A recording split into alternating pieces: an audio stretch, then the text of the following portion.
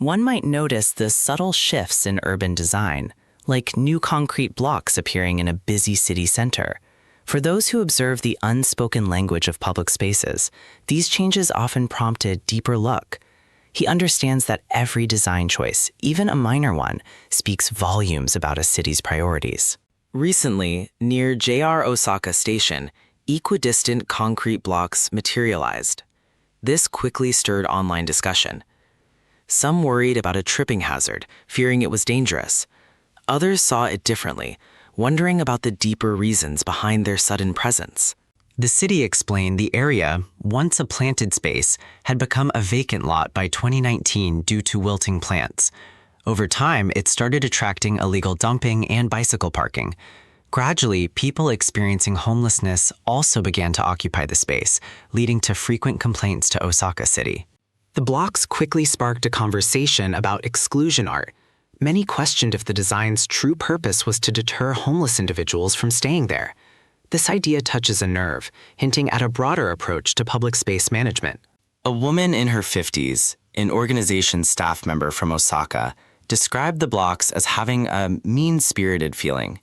She felt shocked by the city's reasoning, expressing a sentiment that the Osaka she knew was once a kinder place. This perspective highlights the emotional impact of urban planning on residents. A male wheelchair user, also in his 50s, voiced his frustration with social media discussions.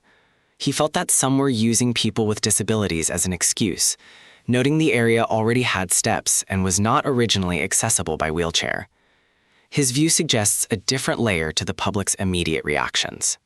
Kana Kawaguchi, head of NPO Home Door, a group supporting the homeless, noted similar designs in Osaka, like partitioned park benches. While acknowledging the city's need to ensure safety and address issues like illegal dumping, she stressed the importance of providing diverse support options for those facing hardship.